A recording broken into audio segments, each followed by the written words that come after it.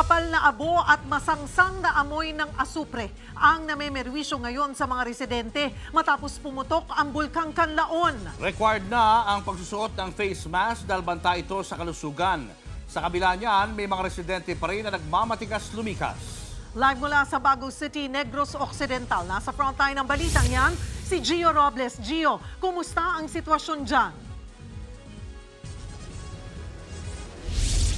Cheryl, Julius, posibleng masundan ng mas malalakas na pagputok ang Bulkang Kanlaon ayon sa PHIVOLCS. Nabalot ng abo ang maraming lugar dito sa Negros Island, bunsod ng ashfall na umabot pa sa mga isla ng Panay at Guimaras. Gaya sa kotseng ito, Cheryl, Julius, kung makikita ninyo, sa unang tingin mukhang semento pero asupre yan, malapulbos at pinong buhangin at pinaghalong maliliit na bato na ibinuga ng Bulkang Kanlaon.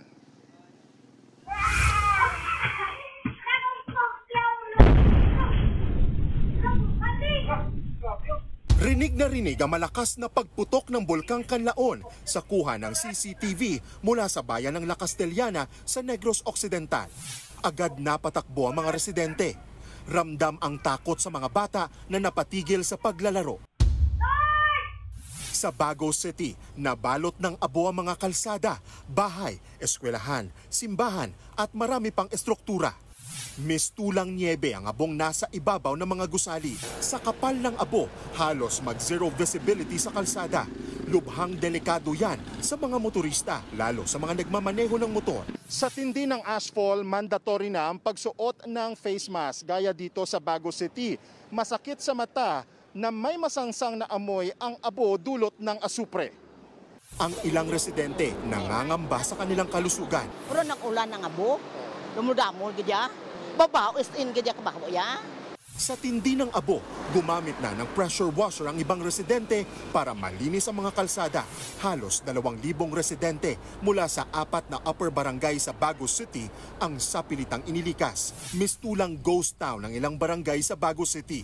Si Alma Solis, hindi napigilang maging emosyonal. Wala raw siyang nabitbit na gamit. Sir, gaybi ko sa roads sa kulba, gaano ko, nagakulurog ko. Sa kabila ng banta ng Kanlaon, may ilang residenteng naninirahan sa loob ng 6-kilometer danger zone na hindi lumikas. Gaya ng mga kalalakihang ito mula sa barangay Ilihan. Inaalala nila ang mga alagang hayop. Tiniyak ni Pangulong Bongbong Marcos na handa ang gobyerno sa worst case scenario. So, yes, we're ready. We know what to do, and we have already started to send food packs, and we already started to send all of the things that we bring to those who are in evacuation centers. Yan po ang panayam kay Pangulong Bongbong Marcos ng mga miyembro ng media kaninang umaga.